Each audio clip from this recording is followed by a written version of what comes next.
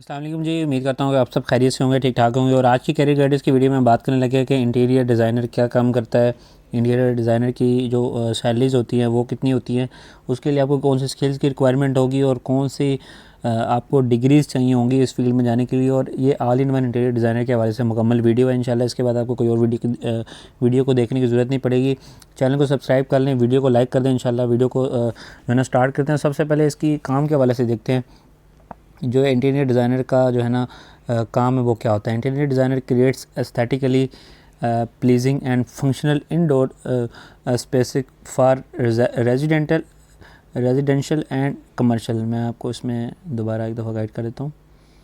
Residential and commercial basically जो indoor spaces होती हैं ना आपकी, जैसे घर है, कमर्शियल है, या फिर जिसको कह सकते हैं रेजिडेंशियल है, या आपको रहते हैं या फिर आप काम करते हैं वहाँ पर काम करते होंगे, बिल्डिंग्स होगी, तो उसमें जो इंडोर स्पेसेस होती है ना आपकी, जैसे कमरे के अंदर वाला एरिया हो गया या फिर घर के अंदर वाला जितना एरिया, उसको खूबसूरत, एस्थेटिक और प्लीजिंग जिसको कह सकते हैं, जिसको दिल को छू लेने वाला और फंक्शनल जो कि इस्तेमाल भी हो सकें चीज़ें, वो डिज़ाइन करता है अपने क्लाइंट्स के लिए। ठीक है, ये इंटीरियर डिज़ाइनर का बेसिकली काम है। इंटीरियर डिज़ाइनर की जो फील्ड है इसके बारे में मुकम्मल एक एक चीज़ डिस्कस करेंगे।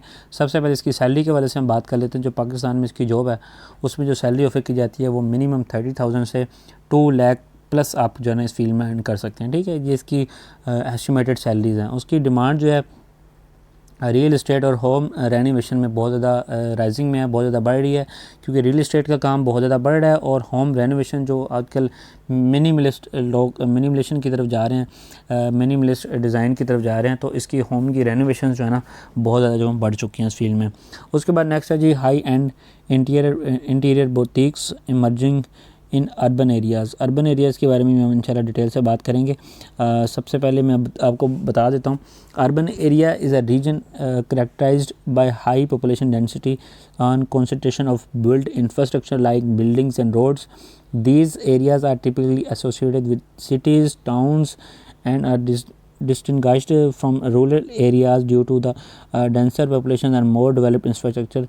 Urban areas are dynamic, constantly evolving through processes like urbanization and suburbanisation. ठीक है, ये बेसिकली अर्बन एरिया जो होते हैं ना हमारे पास, ये हाई पॉपुलेशन मतलब ज़्यादा आबादी के लिए डिज़ाइन किए जाते हैं। उसमें उसके लिए रोड्स होते हैं, उसके बाद उसकी बिल्डिंग्स होती हैं, हाई एंड जिसको कह सकते हैं, हर चीज़ उसमें मौजूद होती है, हर चीज़ को मद्देनज़र रखते हुए ज़्यादा लोगों की पॉपुलेशन के लिए सोसाइटीज़ आप ले सकते हैं इसमें। ठीक है, इसको आप कह सकते हैं जो बड़ी बड़ी सोसाइटीज़ होती हैं।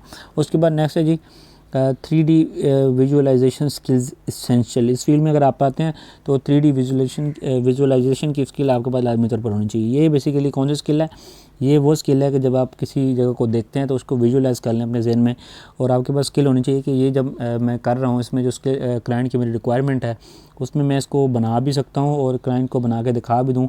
अपने जहन में आपको खाका तैयार होने देना चाहिए इस चीज़ के हवाले से। ठीक है, next on freelancing and private clients popular. जो फ्रीलांसिंग है ना उसके बारे में मैं बात करते हैं। जो प्राइवेट क्लाइंट्स हैं उसके बारे में तो चलो हमने बात कर ली, बहुत ज़्यादा हैं, लेकिन जो फ्रीलांसिंग में इसका काम है ना जी वो बहुत ज़्यादा है, बहुत ज़्यादा। आप फ्रीलांसिंग के हवाले से डिटेल से अगर आप कहेंगे मैं वीडियो बना दूंगा, क्योंकि वीडियो बहुत लेंथी हो जाएगी अगर आपने इसमें बात की। फ्रीलांसिंग बेसिकली होता है घर में बैठ के आप किसी भी कोई भी आप जो है ना जॉब कर सकते हैं। फाइवर और अपवर्क जो मेन प्लेटफॉर्म्स हैं यहाँ पर लोग फ्रीलांसिंग करते हैं। आप वहाँ पर आप किसी से जॉब ले सकते हैं या फिर कोई आपको दे देगा वहाँ पर। जब आप एक दफ़ा अपना पोर्टफोलियो वहाँ पर बना देंगे तो लोग आपको ढूंढ कर आपको वहाँ पर काम देंगे और आपको कह देंगे कि मेरा ये कमरा है, इसको डिज़ाइन करके मुझे दे दें। मुकम्मल आपको उसकी आप फ़ीस वगैरह अपनी मर्ज़ी से जो है ना चार्ज कर सकते हैं। उसके ऊपर जितना अच्छा आपका काम होगा उतना ज़्यादा आपको वहाँ पर जो है ना पैसे मिल सकते हैं। तो इसके बारे में फिर कभी डिटेल से बात करेंगे। अगर आप कहेंगे तो कमेंट कर देना, क्योंकि वीडियो बहुत लेंथी हो जाएगी। अगर आपने इस फील्ड में जाना है तो आपके पास जो एजुकेशन है वो होनी चाहिए डिप्लोमा, या फिर आपने BS बैचलर कर लेना है इंटीरियर डिज़ाइन या आर्किटेक्चर में। ये दो मेन आपके पास जो है ना फील्ड्स हैं। ठीक है, उसके बाद स्किल्स कौन सी होनी चाहिए?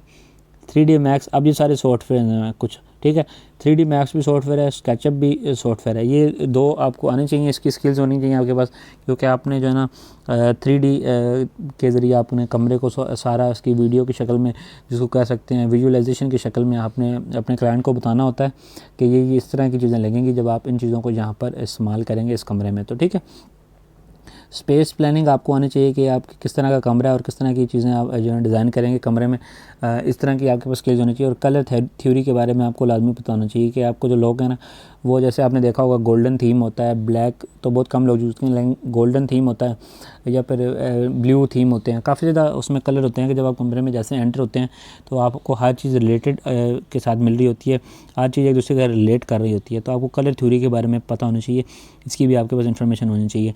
अब इस वीडियो में हम जो सबसे हमारा मेन जो कहते हैं टॉपिक होता है ना, वो होता है कैरियर की टिप्स। अब ये जो आपके स्क्रीन के ऊपर है ना, इसका आप स्क्रीनशॉट ले लें, ये आपको करियर में इतना जल्दी कामयाब कर देगी ना, आपकी ग्रोथ को मल्टीप्लाई कर देंगी। ये स्किल्स जो 5 आपकी स्क्रीन के ऊपर अभी लिखी हुई हैं, इनको आपने जो है ना, अभी मैं आपको एक एक करके समझा भी दूंगा, इनको आपने लाजमी तौर पर इनके ऊपर अमल करना है, ठीक है।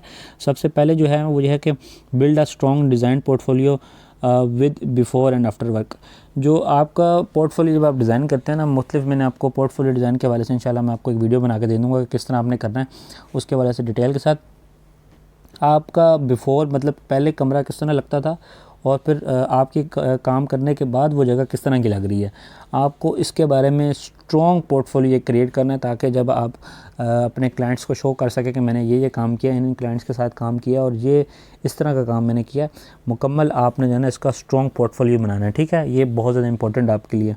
उसके बाद नेक्स्ट ऑन जो चीज़ है 3D विजुअलाइजेशन और रेंडरिंग टूल्स के बारे में आपको पता होना चाहिए कि आप मिसाल के तौर पर, छोटी सी एक मिसाल है कि अगर आप कहीं पर कोई सोफ़ा डिज़ाइन कर रहे हैं कमरे में किसी जगह पर लॉन्च वगैरह में, तो आपको उसको 3D में उनको जो है ना रख के दिखाना है कि ये जगह ये इस तरह की लगेगी, ये आप जो है ना देख लें। इसके बाद आपको और इसमें कुछ चीज़ इंप्रूवमेंट की ज़रूरत है, तो 3D में विजुअलाइजेशन और रेंडरिंग में जो है ना लाजमी तौर पर आपको स्किल्स जो है ना सीखनी पड़ेंगी। उसके बाद collaborate with architects and builders. जो आपके आर्किटेक्ट्स और बिल्डर्स होते हैं ना, यही आपको जॉब्स वगैरह भी देते हैं मोस्ट ऑफ़ द टाइम। आपको बता देंगे कि भाई ये कमरा जो है ना तैयार करना है, या फिर ये बिल्डिंग है मुकम्मल, इसका इंटीरियर डिज़ाइन करना है। तो मुकम्मल ये एक फ़ील्ड बन चुकी है अब। तो इसमें जो है ना पहले लोग नहीं इतना ध्यान रखते थे, लेकिन अब बहुत ज़्यादा लोग जो है ना ध्यान रखते हैं, जैसे जैसे लोगों में जो शोर बढ़ रहा है, ठीक है। तो आर्किटेक्ट्स और बिल्डर्स के साथ आपने लाजमी तौर पर कोलैबोरेट रखना है, कनेक्शंस अपने स्ट्रॉन्ग रखने हैं इनमें, ठीक है।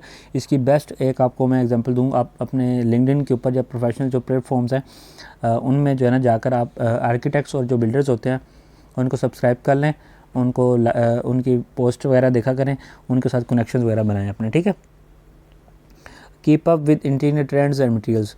जो ट्रेंडिंग में चीज़ चल रही होती है ना, मैं अपनी हर वीडियो में यही डिस्कस करता हूँ कैरियर गाइडेंस की, कि जब आप ट्रेंडिंग चीज़ों के ऊपर काम करते हैं ना, आपको बहुत ज़्यादा फ़ायदे देती हैं। आप साल पूरा काम करते हैं, लेकिन जब आप एक ऐसा ट्रेंडिंग टॉपिक उठा लेते हैं, इंटीरियर के हवाले से भी यही चीज़ है कि जो बहुत ज़्यादा ट्रेंडिंग में चीज़ें जा रही होती है, अगर आप उस पर अमल करते हैं और वो चीज़ डिज़ाइन करके अपने कस्टमर्स को देते हैं, तो बहुत ज़्यादा आप उससे फ़ायदा जनरेट कर सकते हैं। और उसके जो मटेरियल्स उसमें जो यूज़ होती हैं चीज़ें, उसके बारे में भी आपको इन्फॉर्मेशन लाजमी तौर पर रखनी चाहिए, ठीक है। उसके बाद ऑफ़र फ्रीलांस कंसल्टेशन ऑनलाइन। जो फ्रीलांसर की सर्विसेज है ना, तो मैंने उसके बारे में आपको बताया है, इसके बारे में हम डिटेल से इस वीडियो में बात नहीं कर रहे, लेकिन मैं फिर एक दफ़ा ये आपको बताना चाह रहा हूँ कि जो फ्रीलांस की कंसल्टेशन की सर्विसेज है ना, वो आप ऑफ़र कर सकते हैं ऑनलाइन में। 2 प्लेटफॉर्म आपको बता देता हूँ, फाइवर और अपवर्क। ये फ्रीलांसिंग के जो टॉप साइट्स हैं, ये उनके बारे में, ये वेबसाइट्स के नाम है, ये कंपनीज़ आप कह सकते हैं, जो कि आप इस पे अकाउंट बना के लोगों को सर्विसेज दे सकते हैं, ठीक है। अब ये रिलेटेड फील्ड्स के बारे में बात कर लेते हैं कि जो इसके साथ मिलती जुलती फील्ड्स कौन सी है जिनमें आप जा सकते हैं बड़े इजीली। सबसे पहले आपके पास आर्किटेक्ट है, ये सेम आपके पास स्किल्स होनी चाहिए, सेम आपके पास एजुकेशन होगी, फिर भी आप इस फील्ड में जा सकते हैं। कुछ आपको प्लस माइनस चीज़ें करनी पड़ेंगी, इसके बारे में इंशाल्लाह डिटेल से हम बात कर लेंगे अगर आप कहेंगे तो। फर्नीचर डिज़ाइनर की फील्ड में आप जा सकते हैं, होम रेनोवेशन कंसल्टेंट की फील्ड में जा सकते हैं, इवेंट डेकोरेटर की फील्ड में आप जो है जा सकते हैं। उसके बाद लाइटनिंग डिज़ाइनर के फील्ड में आप जो है जा सकते हैं, ठीक है। ये सारी फील्ड जो है ना बहुत ज़्यादा इंपॉर्टेंट है। तो उम्मीद है कि वीडियो आपको पसंद आई होगी। अगर पसंद है तो दोस्तों के साथ लाजमी तौर पर शेयर करें। मिलता हूँ फिर नहीं किसी अच्छी सी वीडियो में। चैनल को लाजमी तौर पर सब्सक्राइब कर लें। अल्लाह हाफिज़।